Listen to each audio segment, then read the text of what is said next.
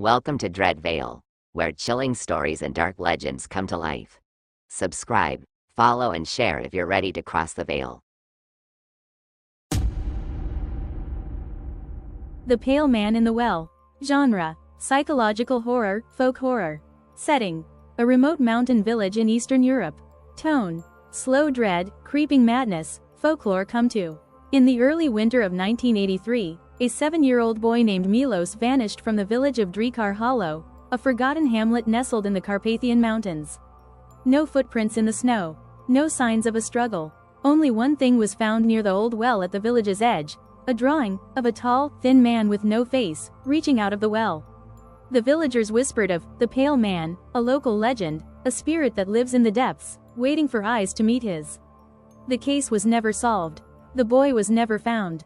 40 years later, Natalie Rukov, a 32-year-old folklore professor from Bucharest, arrives in Drekar Hollow. She's researching dying pagan beliefs and uncovers the story of Milos, the vanished boy. She's skeptical, fascinated by the myth, but grounded in reason. She speaks with the remaining villagers, old, superstitious, secretive. They warn her not to go near the well after dusk, not to look down, and above all, never acknowledge the man if she sees him. Natalie laughs it off. Natalie sets up in a small cabin near the village edge. That night, something scratches at her window. She opens the curtain, nothing there. But in the fog on the glass, a handprint slowly fades. Then she dreams of water dripping, a child crying, and someone whispering her name in a voice too deep to be human. When she wakes, her boots are soaked with muddy water, and there are wet footprints on her floor leading from the front door to her bed. In the village records, Natalie discovers old parchment-bound texts dating back to the 1700s. The Pale Man was once a priest, cast out for heresy.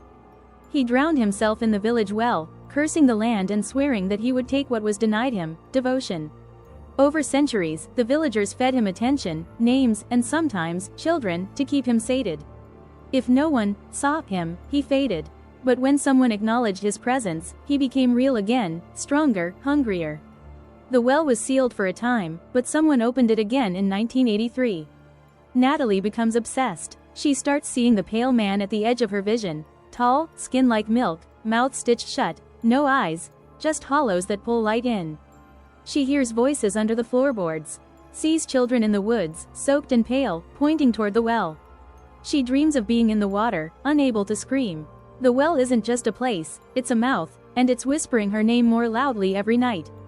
Natalie confronts the villagers. They admit the truth.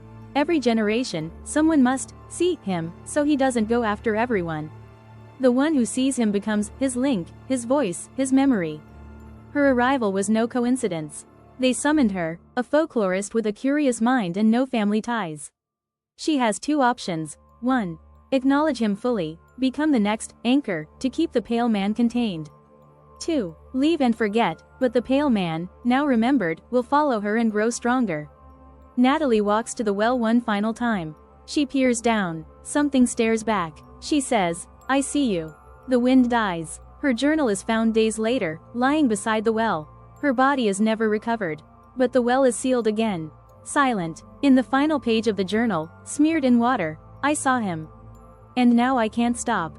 Epilogue. Decades later, a new researcher uncovers the legend of Drekar Hollow.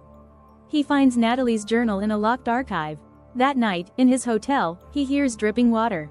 He opens the bathroom door. The mirror fogs up. Behind him stands a tall, faceless man, reaching out.